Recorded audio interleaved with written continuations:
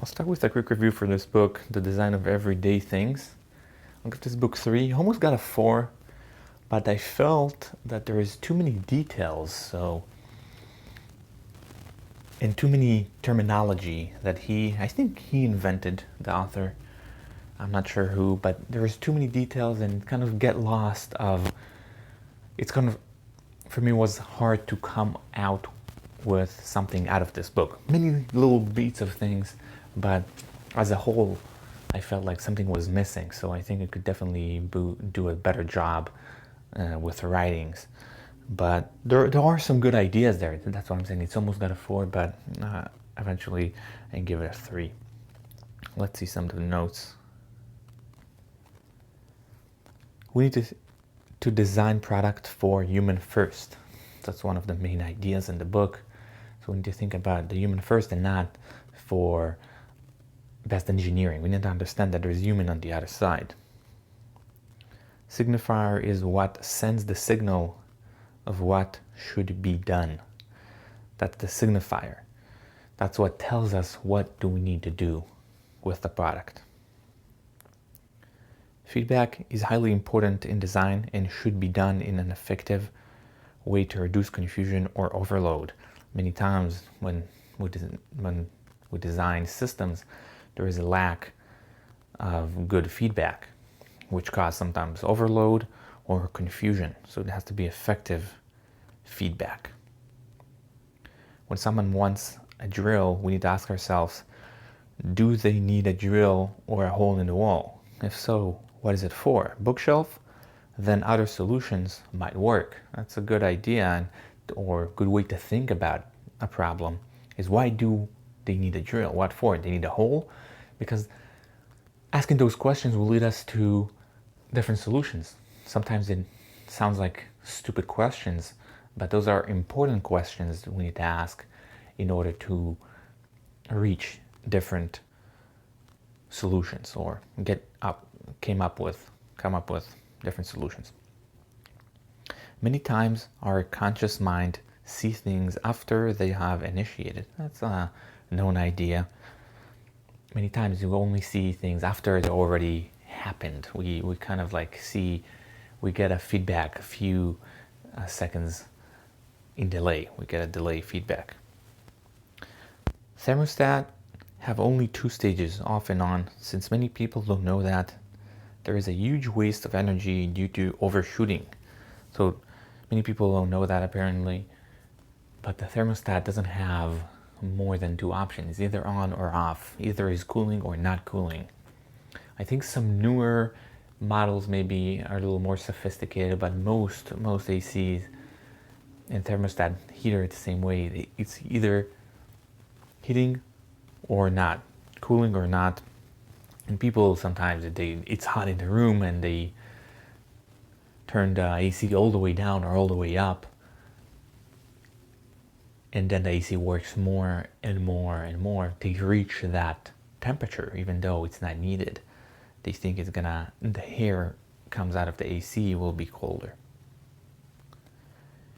When humans make mistakes, it's usually attributed to the person, even when oftentimes the system or faulty design is to blame. We tend to blame ourselves rather than blame the design. Many times it's not our fault, it's the problem of the design, and it's not clear enough. Side note, there are too many details and steps in the book. That's what I explained in the review part. There's too many terminologies, like 1, 2, 3, and these has 1, 2, 3, 4, 5. It's like too many details. I think it doesn't have to be that way. You can explain something without so many little details, and you don't have to come up with terminology for every little thing. It's counterproductive in my view. Many system errors are not displayed long enough, which makes it harder to work with. So it has to be shown for longer in order for us, the consumers or the users, to see what's wrong.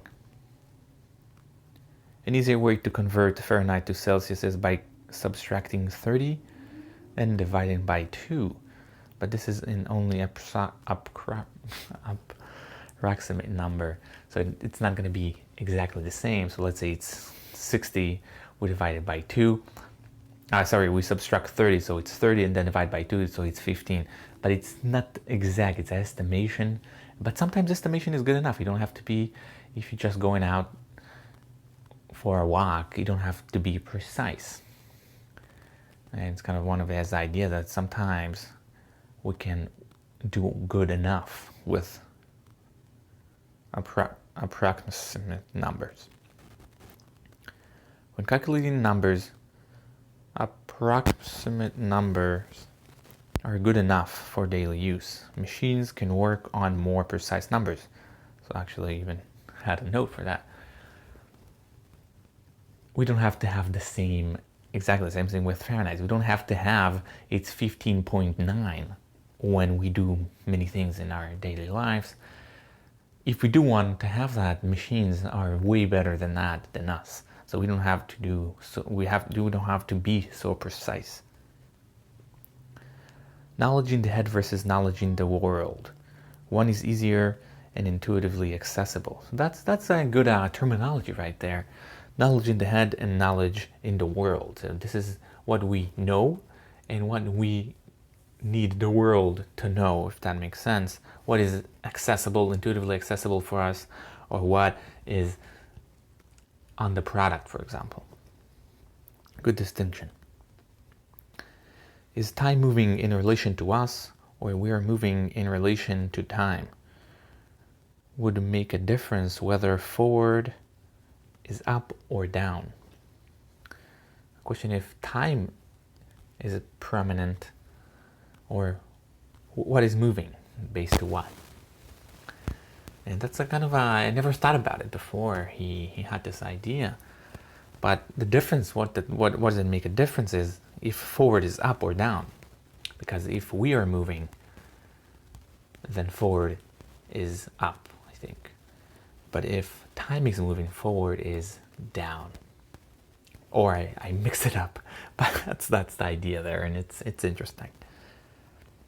When using touchscreens, we move the text while using a mouse, we move the window.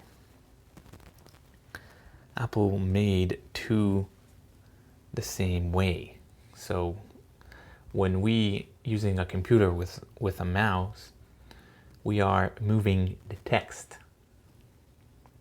But so that's why you're scrolling down basically. But I know Android, for example, or I think even most iPhones, you're scrolling, when you scrolling down, you're basically scrolling up. And maybe now it's all the same. I can say right now, but Apple made it all the same way. So when you scroll down in Windows, and not Windows, in a MacBook, you also scroll down. Yeah, so Windows it's different. So Windows you have to scroll down, but on Mac OS you're scrolling up. Same thing you're doing with a touch screen. So they try to do it more smooth between them.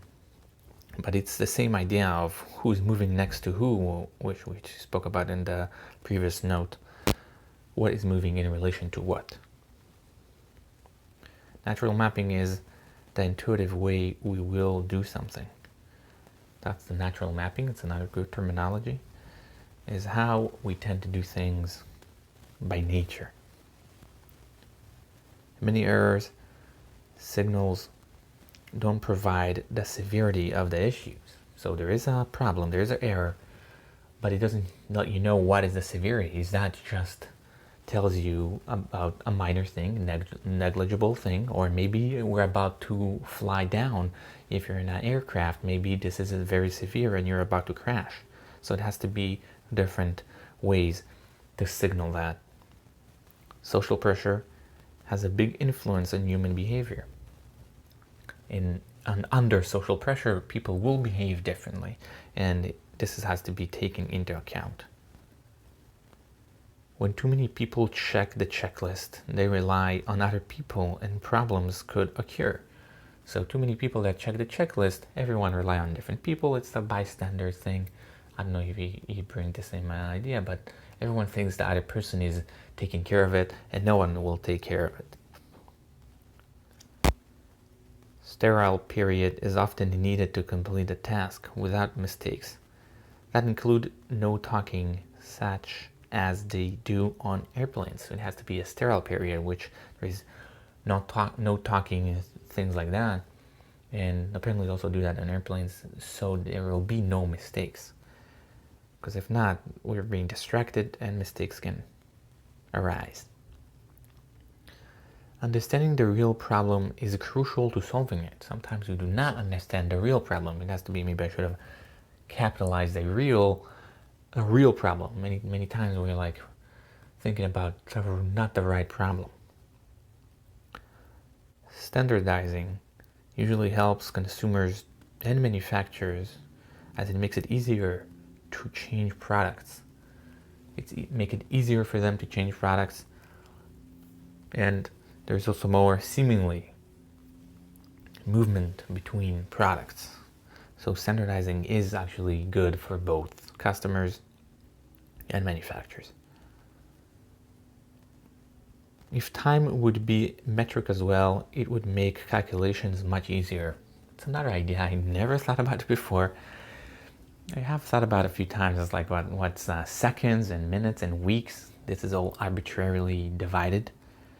But dividing time into, into a metric, or adding that time to a metric system would make it much more easier versus now we're working with 12s and 60s, and we mostly work with 60s and 12s hours, 24, which makes no sense and it's hard to work with. So from 1 to 6 and things like that. But if it's like more, if it's overnight, then it starts to get more complicated. So it's a good idea. I never thought about moving that way. And that's the last one. The normal keyboard is designed to prevent keys to get stuck in the mechanical machine. Today, it can cause a pain to do frequent movement. In the first place, they designed the query, they call it a query keyboard, in order to separate frequent used letters that will be farther from each other. What happens today is that we need to do that more often. We can also tap faster, and now we do those movements too many times, and people have or are experiencing pain as a result. And that's it for the notes. And again, it's an interesting book, especially I would say, especially if you're into design or you are a designer of any system whatsoever. I did some UX design. Some of it was more obvious to me, some of it was less obvious to me. So if you're in design, I would definitely recommend, but I wish he could do a little better job in maybe simplifying, I think is the right word, this whole knowledge. But overall, it's an interesting book. Thank you.